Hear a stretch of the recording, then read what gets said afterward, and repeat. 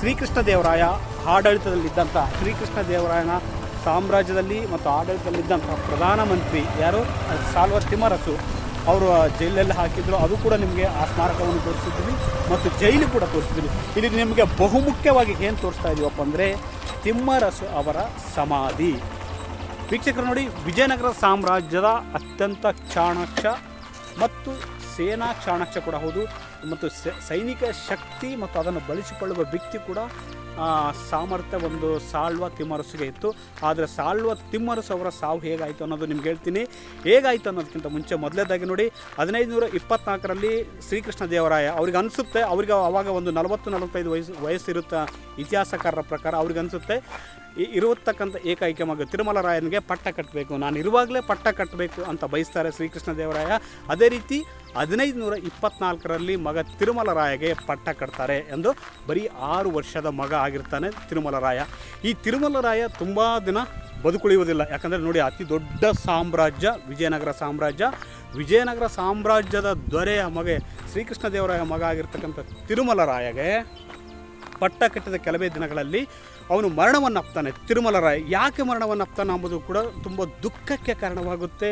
ಅದೇ ರೀತಿ ಯಾಕಂದರೆ ಅತಿ ದೊಡ್ಡ ಸಾಮ್ರಾಜ್ಯದ ದೊರೆ ಅವನು ಆಗ್ತಾನೆ ಪಟ್ಟಾಭಿಷೇಕ ಮಾಡಿರ್ತಾರೆ. ಆದರೆ ಶ್ರೀಕೃಷ್ಣ ದೇವರಾಯರು ಒಂದು ತನಿಖೆ ಮಾಡಿಸ್ತಾರೆ. ಆ ತನಿಖೆಯಲ್ಲಿ ಗೊತ್ತಾಗುತ್ತೆ, ಏನು ಗೊತ್ತಾಗುತ್ತಪ್ಪ ಅಂದರೆ ಅವ್ರಿಗೆ ತಿರುಮಲ ರಾಯರಿಗೆ ವಿಷಪ್ರಾಶನ ಮಾಡಲಾಗಿದೆ ಅಂತ. ಇದರಿಂದ ಒಂದು ಶಂಕೆ ಅನುಮಾನವನ್ನು ವ್ಯಕ್ತಪಡಿಸ್ತಾರೆ ಕೆಲವು ರೂಟ್ಗಳ ಆಧಾರದ ಮೇಲೆ. ಅಲ್ಲಿ ಗೊತ್ತಾಗುತ್ತೆ ಸಾಲುವ ತಿಮ್ಮರಸು ಅವರು ವಿಷಪ್ರಾಶನ ಮಾಡಿದ್ರಂತ ಎಂಬ ಶಂಕೆಯನ್ನು ಅವರನ್ನು ಕಣ್ಣುಗಳನ್ನು ಕೀಳಿಸ್ತಾರೆ. ಯಾರು? ಸಾಲ್ವ ತಿಮ್ಮರಸು ಅಂದರೆ ಅವರ ಪ್ರಧಾನಿಯಾಗಿರ್ತಾನೆ. ಶ್ರೀಕೃಷ್ಣ ದೇವರಾಯ ಪಟ್ಟಕ್ಕೆ ಬರುವುದಕ್ಕೂ ಕೂಡ ಅವರ ಪಾತ್ರ ಪರೋಕ್ಷ ಪಾತ್ರ ಕೂಡ ಇರುತ್ತೆ. ಅಂಥ ಸಾಲುವ ತಿಮ್ಮರಸು ಅವರ ಶಂಕೆಯ ಆಧಾರದ ಮೇಲೆ ಮಗನ ಒಂದು ಸಾವಿಗೆ ಕಾರಣ ಆದ ಅಂತ ಅವರನ್ನು ಕಣ್ಣು ಕೀಳಿಸ್ತಾರೆ. ಅವರ ಕುಟುಂಬದವರ ಕಣ್ಣು ಕೂಡ ಕೀಳಿಸ್ತಾರೆ ಅಂತ ಹೇಳಲಾಗ್ತದೆ. ಕಣ್ಣನ್ನು ಕೀಳಿಸಿ ಅಲ್ಲಿ ಅಂದರೆ ಪೆನಗೊಂಡದಲ್ಲಿ ಇರ್ತಕ್ಕಂಥ ಒಂದು ಜೈಲಲ್ಲಿ ಇರ್ತಾರೆ. ಆದರೆ ಅಂತಿಮ ದಿನಗಳಲ್ಲಿ ಸಾಲುವ ತಿಮ್ಮರಸು ಅವರು ಪೆನಗೊಂಡದ ಅಂದರೆ ಈ ಕೋಟೆಗೆ ಹೋಗ್ತಕ್ಕಂಥ ಮಾರ್ಗ ಮಧ್ಯದಲ್ಲಿ ಸಾವನ್ನಪ್ತಾರೆ.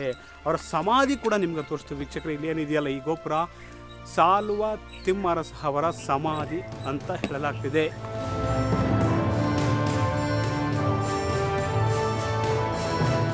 ಈ ಒಂದು ಜಾಗದಲ್ಲಿ ಸಾಲ್ವ ತಿಮ್ಮರಸರ ಸಮಾಧಿಯನ್ನು ಮಾಡಲಾಗಿದೆ. ಇನ್ನೊಂದು ವಿಶೇಷವಾಗಿ ಇಲ್ಲಿ ಹೇಳಬೇಕಾದ ಏನಪ್ಪ ಅಂದರೆ ಸಾಲ್ವ ತಿಮ್ಮರಸರಿಗೆ ನಾಯಿಗಳದಂದರೆ ತುಂಬ ವಿಶೇಷವಾದ ಪ್ರೀತಿ ಇತ್ತು.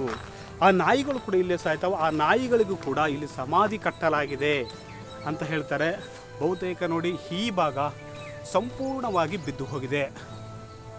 ಅಂದರೆ ತಿಮ್ಮರಸು ವಿಜಯನಗರ ಸಾಮ್ರಾಜ್ಯದ ಪ್ರಧಾನಿಯಾಗಿದ್ದಂಥ, ಅದೇ ರೀತಿ ಶ್ರೀಕೃಷ್ಣ ದೇವರಾಯರ ಆತ್ಮೀಯರು ಆಗಿದ್ದಂಥ, ಅದೇ ರೀತಿ ಶ್ರೀಕೃಷ್ಣ ದೇವರಾಯರು ರಾಜನಾಗುವುದಕ್ಕೆ ಪರೋಕ್ಷವಾಗಿ ಕಾರಣರಾಗಿದ್ದರು ಅಂತ ಹೇಳಲಾಗ್ತದೆ. ಬಹುತೇಕ ಇತಿಹಾಸಕಾರರು ಕೂಡ ಅಭಿಪ್ರಾಯ ಪಡ್ತಾರೆ. ವೀಕ್ಷಕರೇ ನೋಡಿ, ಒಟ್ಟಾರೆಯಾಗಿ ಹೇಳಬೇಕಪ್ಪ ಅಂದರೆ ನೀವು ಇತಿಹಾಸ ಆಸಕ್ತರಾಗಿದ್ದರೆ, ಅದೇ ರೀತಿ ಇತಿಹಾಸದ ವಿದ್ಯಾರ್ಥಿಗಳಾಗಿದ್ದರೆ, ಇತಿಹಾಸ ಪ್ರೇಮಿಗಳಾಗಿದ್ದರೆ ಪೆನಗೊಂಡ ನೋಡುವುದಕ್ಕೆ ನಿಮ್ಗೆ ಅತ್ಯುತ್ತಮ ಸ್ಥಳ ಮತ್ತು ಒಂದು ಐತಿಹಾಸಿಕ ಸ್ಥಳ ಕೂಡ ಹೌದು. ಇಲ್ಲಿನ ಬೆಟ್ಟ ಗುಡ್ಡ ಮತ್ತು ಆ ನಡುವೆ ಇರತಕ್ಕಂಥ ಪರಿಸರ ಇದೆಯಲ್ಲ, ಕಣ್ಮನ ಸೆಳೆಯುತ್ತೆ. ಅಷ್ಟೇ ಅಲ್ಲ, ಮನಸ್ಸಿಗೆ ಒಂದಷ್ಟು ಮುದ ನೀಡುವ ಪ್ರದೇಶ ಕೂಡ ಹೌದು. ಇಲ್ಲಿನ ಪರಿಸರ ಎಲ್ಲರನ್ನು ಕೈಬೀಸಿ ಕರೆಯುತ್ತೆ. ಬಹುತೇಕರು ಅದರಲ್ಲಿ ವಿಶೇಷವಾಗಿ ರಜಾ ದಿನಗಳಲ್ಲಿ ಈ ಕಡೆ ಆಗಮಿಸ್ತಾರೆ, ಒಂದು ಎಂಜಾಯ್ ಮಾಡ್ತಾರೆ. ಇತಿಹಾಸ ವಿದ್ಯಾರ್ಥಿಗಳಿಗೆ ಇದು ಹೇಳಿ ಮಾಡಿಸಿದಂಥ ಜಾಗ ಅಂತಲೇ ಹೇಳ್ಬೋದು.